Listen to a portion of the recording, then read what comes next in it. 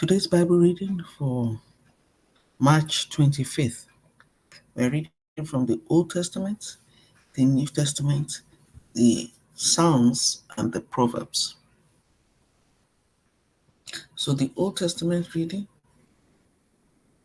is from Deuteronomy chapter 4. And now, Israel, listen carefully to these decrees and regulations that I am about to teach you. Obey them so that you may live, so you may enter and occupy the land that the Lord, the God of your ancestors, is giving you. Do not add to or subtract from these commands I am giving you. Just obey the commands of the Lord your God that I am giving you. You saw for yourself what the Lord did to you at Baal Peor. There the Lord your God destroyed everyone who had worshipped Baal, the god of Peor. But all of you who are faithful to the Lord your God are still alive today, every one of you. Look, I now teach you these decrees and regulations, just as the Lord my God commanded me, so that you may obey them in the land you are about to enter and occupy. Obey them completely, and you will display your wisdom and intelligence among the surrounding nations. When they hear all these decrees, they will exclaim, "How wise and prudent are the people of this great nation!" For what great nation has a God as near to them as the Lord our God is near to us whenever we call on him? And what great nation has decrees and regulations as righteous and fair as this body of instructions that I am giving you today? But watch out, be careful never to forget what you yourself have seen. Do not let these memories escape from your mind as long as you live, and be sure to pass them on to your children and grandchildren. Never forget the day when you stood before the Lord your God at Mount Sinai, where he told me, "Summon the people before me, and I will personally instruct them. Then they will learn to fear me as long as they live, and they will teach their children to fear me also." You came near and stood at the foot of the mountain, while flames from the mountain shot into the sky. The mountain was shrouded in black clouds and deep darkness, and the Lord spoke to you from the heat of the fire. You heard the sound of his words, but didn't see his form. There was only a voice. He proclaimed his covenants, the 10 Commandments, which he commanded you to keep, and which he wrote on 2 stone tablets. It was at that time that the Lord commanded me to teach you his decrees and regulations, so you would obey them in the land you are about to enter and occupy. But be very careful. You did not see the Lord's form on the day he spoke to you from the heart of the fire at Mount Sinai. So do not corrupt yourselves by making an idol in any form, whether of a man or a woman, an animal on the ground, a bird in the sky, a small animal that scurries along the ground, or a fish in the deepest sea. And when you look up into the sky and see the sun, moon, and stars, all the forces of heaven, don't be seduced into worshiping them. The Lord your God gave them to all the peoples of the earth. Remember that the Lord rescued you from the iron smelting furnace of Egypt in order to make you his very own people and his special possession, which is what you are today. But the Lord was angry with me because of you. He vowed that I would not cross the Jordan River into the good land the Lord your God is giving you as your special possession. You will cross the Jordan to occupy the land, but I will not. Instead, I will die here on the east side of the river. So be careful not to break the covenants the Lord your God has made with you. Do not make idols of any shape or form, for the Lord your God has forbidden this. The Lord your God is a devouring fire. He is a jealous God. In the future, when you have children and grandchildren, and have lived in the land a long time. Do not corrupt yourself by making idols of any kind. This is evil in the sight of the Lord your God and will arouse his anger. Today, I call on heaven and earth as witnesses against you. If you break my covenant, you will quickly disappear from the land you are crossing the Jordan to occupy. You will live there only a short time. Then you will be utterly destroyed. For the Lord will scatter you among the nations, where only a few of you will survive. There, in a foreign land, you will worship idols made from wood and stone, gods that neither see nor hear, nor eat nor smell. But from there, you will search again for the Lord your God. And if you search for him with all your heart and soul, you will find him. In the distant future, when you are suffering all these things, you will finally return to the Lord your God and listen to what he tells you. For the Lord your God is a merciful God. He will not abandon you or destroy you or forget the solemn covenant he made with your ancestors.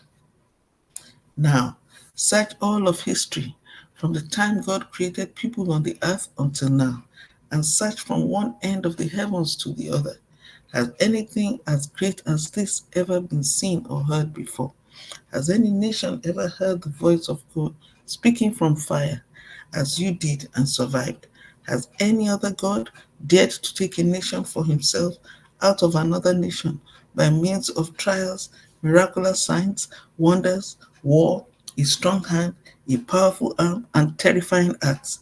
Yet, that is what the Lord your God did for you in Egypt, right before your eyes. He showed you these things so you would know that the Lord is God and there is no other. He let you hear his voice from heaven so he could instruct you.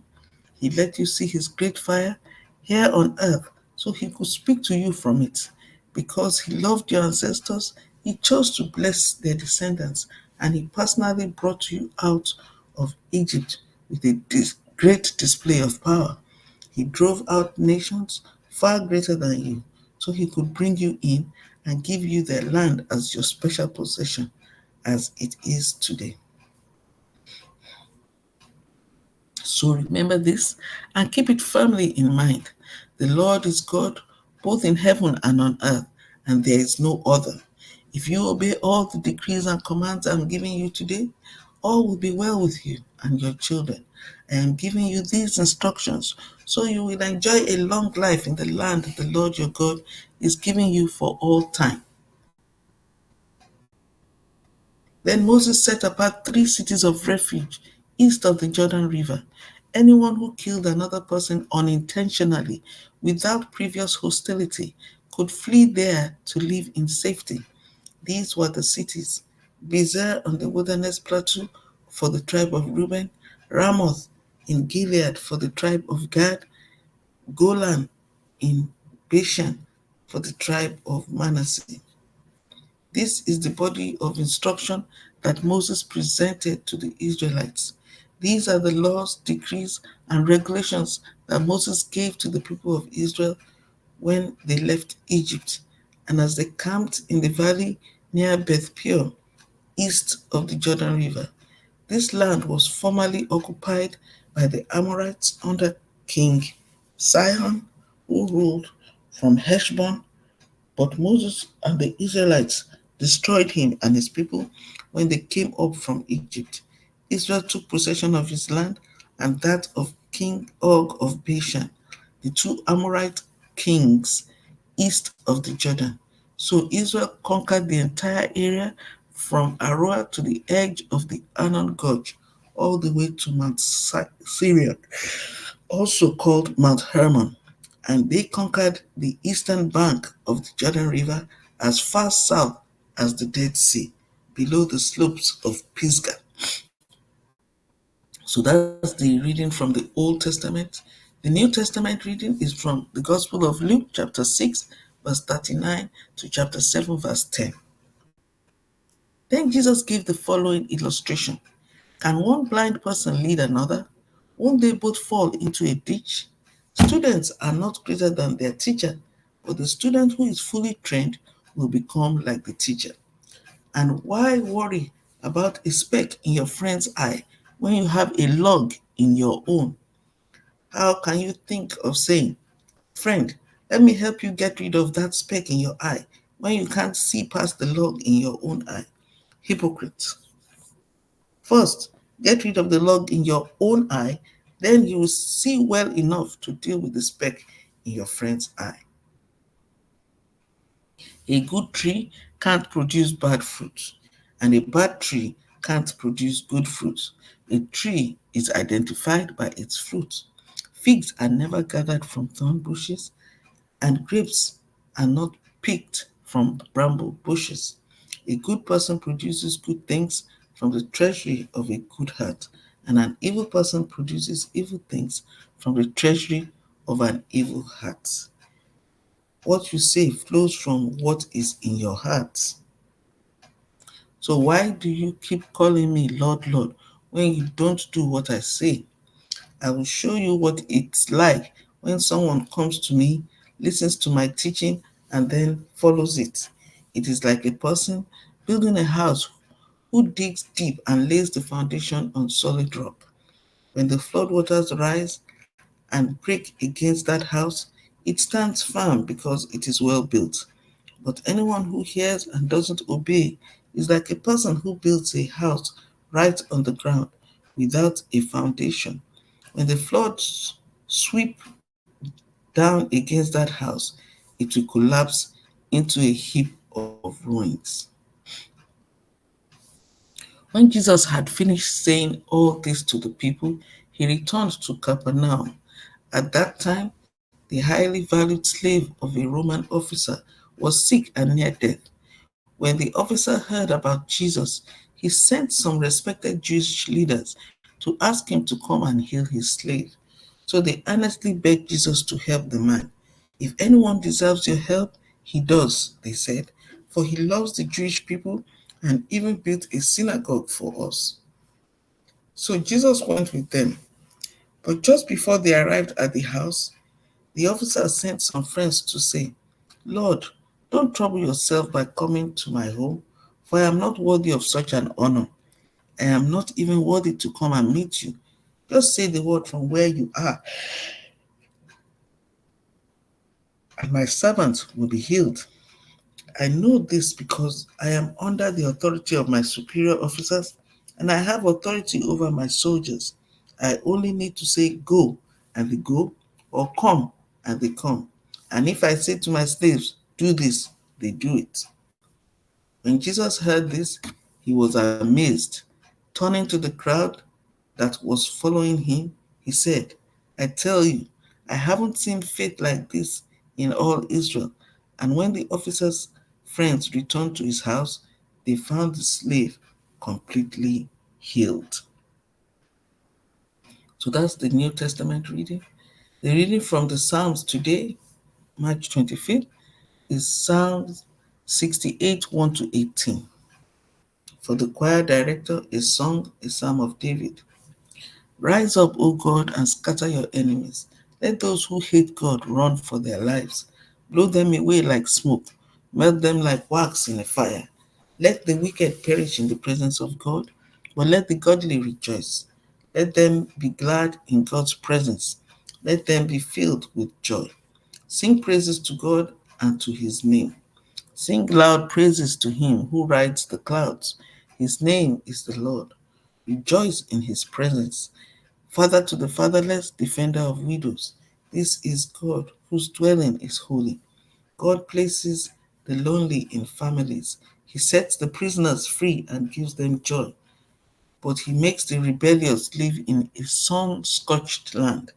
O God, when you led your people out of Egypt, when you marched through the dry wasteland until the earth trembled and the heavens poured down rain before you, the God of Sinai, before God, the God of Israel.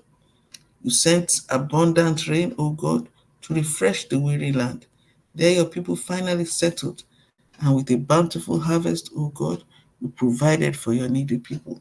The Lord gives the word, and a great army brings the good news.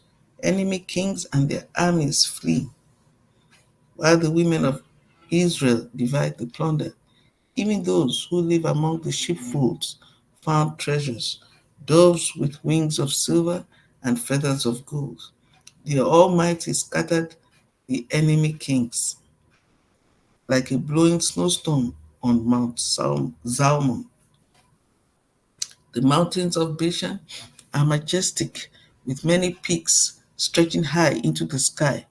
Why do you look with envy, O rugged mountains, at Mount Zion, where God has chosen to live, where the Lord himself will live forever, surrounded by unnumbered thousands of chariots? The Lord came from Mount Sinai into his sanctuary. When you ascended to the heights, you led a crowd of captives. You received gifts from the people, even from those who rebelled against you. Now the Lord God will live among us there. Now the Lord God will live among us there. Okay. So that's the reading from the Psalms. And then the reading from the Proverbs, Proverbs chapter 11, verse 28. Trust in your money and down you go, but the godly flourish like leaves in spring. So that's the reading for today, March 25th. I pray the Lord God will bless the reading and hearing of his word in Jesus Christ's name.